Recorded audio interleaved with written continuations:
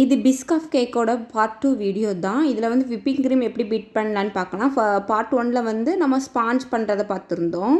Cake sponge பண்ணோடனே அதை உடனே டீமோல்ட் பண்ணி எடுத்துருங்க ஒரு 2 செகண்டில், கொஞ்சம் சூடாறினோடனே. இல்லைன்னா அதோட பாட்டம் சைடு வந்து நீர் தேங்க ஆரம்பிச்சிரும். அதுக்கப்புறம் அது கொஞ்சம் பிசு பிசுன்னு ஒட்ட ஆரம்பிச்சிரும். இதுக்கு வந்து நம்ம விப்பிங் க்ரீம் பீட் பண்ணுறதுக்கு வந்து நான் 1 kg கேக்குக்கு வந்து 1 கப் மெஷர்மெண்ட்டில் வந்து 1.25 கப் கிட்ட நான் விப்பிங் க்ரீம் எடுத்திருக்கேன். எனக்கு வந்து நல்லா ஃப்ரீஸாக இருந்துச்சு. நான் வந்து லிக்விடாக எடுக்கலை. நிறைய பேர் வந்து லிக்விடாக தான் எடுக்கணும், ஃப்ரீஸ் ஆகி எடுக்கக்கூடாதுன்னு சொல்லுவாங்க. ஆனால் ஃப்ரீஸ் ஆகி பீட் பண்ணி எடுக்கிறதுல எந்த பிரச்சனையும் வராது. இது வரைக்கும் எனக்கு அப்படி வந்ததில்லை. மேபி உங்களுக்கு மெஷரிங் கப்பில் வேணால் அந்த லிக்விடுக்கும் கொஞ்சம் ஃப்ரீஸ் ஆகி இருக்கிறதுக்கும் டிஃப்ரெண்ட் இருக்கும். வெயிட் மெஷரிங்கில் வந்து முன்ன பின்ன கொஞ்சம் கூட இருக்கும், அதுக்கு சான்ஸ் இருக்குது.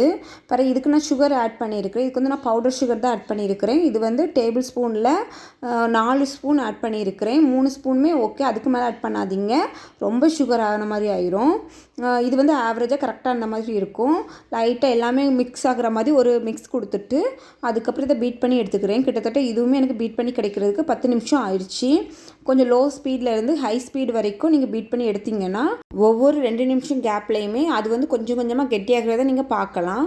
ஸ்டார்டிங்கில் லோ ஸ்பீட்லேயும் அதுக்கப்புறம் போக போக ஹை ஸ்பீடுக்கும் சேஞ்ச் பண்ணிக்கோங்க. ஒரு 3 நிமிஷத்துக்கு அப்புறம் ஹை ஸ்பீடுக்கு நீங்கள் சேஞ்ச் பண்ணிடுங்க. நமக்கு கரெக்டாக பீட் ஆகிடுச்சின்னு கண்டுபிடிக்கணும்னா நம்ம பீட் பண்ணிட்டு எடுக்கும்போது அந்த பீட்டர்லேருந்து வர இது வந்து பெண்ட் ஆகாது, அப்படி ஸ்டிஃபாகி நிற்கும். அதுதான் கரெக்டான மெத்தட். இது வரைக்கும் நம்ம செஞ்சது வந்து நார்மல் விப்பிங் க்ரீம் பீட் பண்ணுறது. இது வந்து எல்லா கேக்குக்குமே பொருந்தும். இப்போ வந்து நம்ம பிஸ்கஃப் கேக்குங்கிறதுனால வந்து இதுக்கு பிஸ்கஃப் ஸ்ப்ரெட் நான் எடுத்துருக்கிறேன். இது ஒரு 3 ஸ்பூன் வந்து எடுத்துக்கிட்டேன்.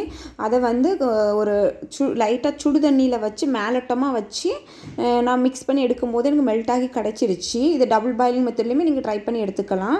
எனக்கு ரொம்ப சின்ன பாத்திரங்கிறதுனால நான் சுடு தண்ணிக்கு மேலே வச்சு எடுத்துக்கிட்டேன், மெல்ட் ஆகிடுச்சு. இதில் நான் ஒரு 3 ஸ்பூன் அளவுக்கு வந்து விப்பிங் க்ரீமில் ஆட் பண்ணி பீட் பண்ணி எடுத்துக்கிட்டேன். ஃபஸ்ட் டைம் ஒரு 1.5 to 2 ஸ்பூன் ஆட் பண்ணிவிட்டு பீட் பண்ணி எடுத்துகிட்டு அதுக்கப்புறம் திருப்பி ஆட் பண்ணிக்கிட்டேன். ஏன்னா நம்மளுக்கு சம்டைம்ஸ் வந்து ஃப்ளேவர் கம்மியான மாதிரி இருக்கும். ஃப்ளேவர் கம்மியாக இருக்கிற மாதிரி இருந்துச்சுன்னா நீங்கள் கொஞ்சம் எக்ஸ்ட்ராவும் ஆட் பண்ணிக்கலாம். இது வந்து நம்மளோட நெசசரியை பொறுத்து. பிஸ்கஸ் ஸ்ப்ரெட் வந்து ரொம்ப சூடாக இருக்கும்போது அந்த க்ரீமில் வந்து ஆட் பண்ணாதீங்க. ஏன்னா க்ரீம் மெல்ட் ஆகிறதுக்கான சான்ஸ் நிறையா இருக்கும். அது நல்லா கொஞ்சம் வெது லைட்டாக இருக்கும்போது, மெல்ட்டிங் பாயிண்டில் இருக்கும்போது அதை ஆட் பண்ணிக்கோங்க, கரெக்டாக இருக்கும். இது வந்து விப்பிங் க்ரீமை பீட் பண்ண பிறகு ரொம்ப நேரம் நம்ம வெளியே வைக்கக்கூடாது. நான் ஃபுல் வீடியோ போட்டிருக்கேன் என்னோடய சேனலில், அதை போய் பார்த்துக்கோங்க, அதை எப்படி ஸ்டோர் பண்ணணுங்கிறது வரைக்கும். அதுக்கப்புறம் நான் வந்து இதை வந்து 2ஆக பிரித்து எடுத்துக்கிட்டேன். ஃபஸ்ட்டு க்ரம் கோட்டுக்காகவும் மீதி பாதியை வந்து மெயின் கோட்டுக்காகவும். ஏன்னா மெயின் கோட்டை உடனே நான் உள்ளே வச்சுருவேன், ஸ்டோர் பண்ணிடுவேன். விப்பிங் க்ரீம் எப்படி ஸ்டோர் பண்ணுங்க வரைக்கும் ஃபுல் வீடியோ அந்த இதில் இருக்கும், அதை பாருங்கள்.